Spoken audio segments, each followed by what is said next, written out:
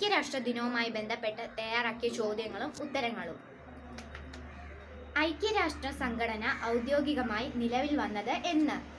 1945 October 24. UN ദിനം എന്നാണ്?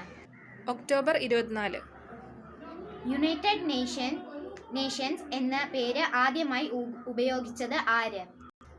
American president ആയിരുന്ന ഫ്രാങ്ക്ലിൻ റൂസ്വെൽറ്റ്. യുടെ ആസ്ഥാനം എവിടെയാണ്? ന്യൂയോർക്ക്. UN-ൽ ഇന്ത്യ അംഗമായത് എന്ന്?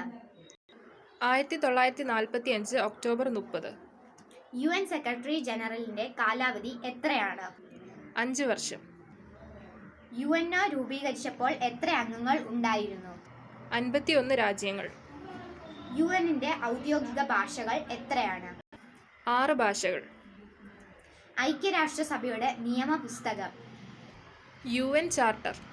UN-ന്റെ പതാകയിൽ കാണുന്ന ഇല. ഒലീവില. UN-ന്റെ ആദ്യ സമ്മേളനം നടന്നത് എവിടെ?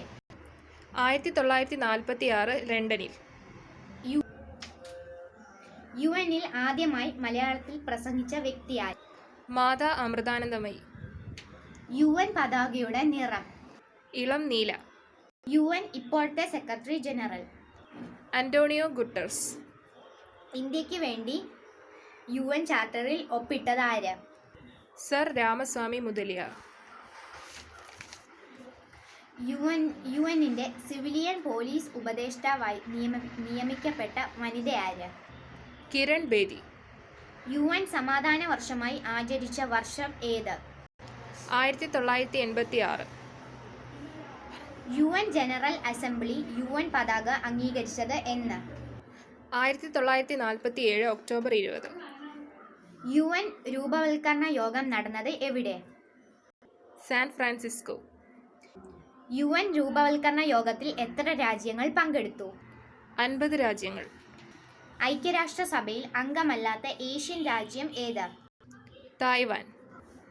ഐക്യരാഷ്ട്രസഭയിലെ അംഗമല്ലാത്ത യൂറോപ്യൻ രാജ്യം ഏത്? വത്തിക്കാൻ. UN സർവകലാശാല സ്ഥിതി ചെയ്യുന്നത് എവിടെ? ടോക്കിയോ.